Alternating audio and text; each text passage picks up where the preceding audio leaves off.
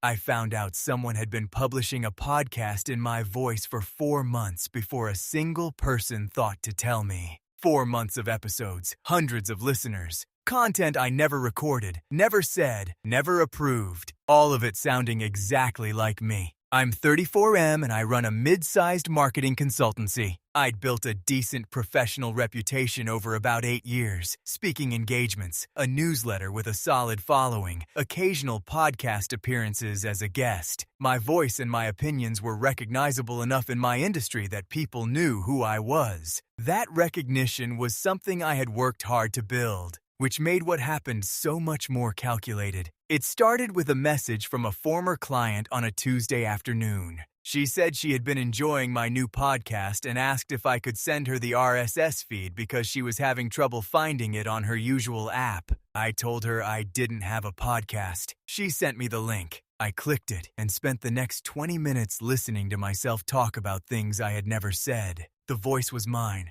The cadence was mine. The pacing, the slight pause I do before making a key point, even the occasional filler words I use without thinking, all of it was a near-perfect replica. But the content was not mine. The opinions were subtly wrong. Some were positions I actively disagreed with. A few were things that if said in my name could cause real professional damage. And whoever was behind it had been publishing 2 episodes a week for 4 months. I sat at my desk and listened to 3 full episodes before I moved. Then I started trying to figure out who had done this and how. The technical side I could piece together fairly quickly. AI voice cloning has been accessible and affordable for about 2 years now. Anyone with a few hours of clean audio, which in my case was publicly available through years of podcast guest appearances and recorded talks, could train a model to replicate a voice convincingly enough to fool casual listeners. This wasn't some sophisticated state-level operation. This was something one person with a laptop and a grudge could do in an afternoon.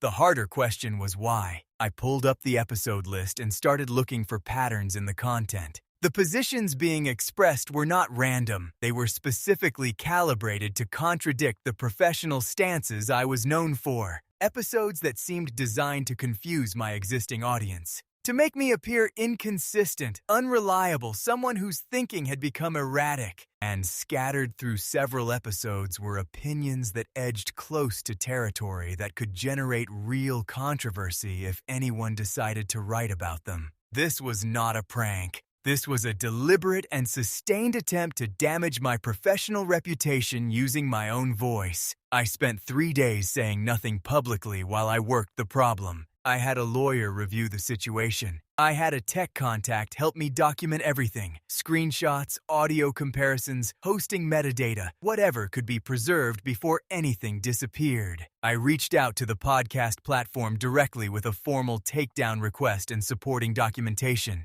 Then I started thinking about who had the motive, the access to enough of my audio, and the technical capability or resources to do this. The list was shorter than I expected. There was one person who fit every criteria. A former business partner I had parted ways with 14 months earlier under circumstances that were professionally contentious. He had technical connections, understood my industry well enough to craft convincing content, and had made comments to mutual contacts in the months after our split that suggested the bitterness ran deeper than I had realized. I didn't confront him directly. Not yet. I had my lawyer send a formal letter to the address associated with the podcast hosting account. The account was taken down within 48 hours of that letter being sent. No response, no denial, just gone. The speed of that takedown told me everything I needed to know about who had done it. I put together a detailed account of what had happened and published it on my newsletter. I named the podcast, explained the AI voice cloning, and described the professional damage it had been designed to cause. I did not name him directly. My lawyer advised against it until we had more formally documented evidence. But I made the situation clear enough that anyone in my professional circle who had been listening to that podcast now understood what it was. 3 weeks later, a mutual contact reached out to tell me that my former partner had quietly left 2 industry associations we both belonged to.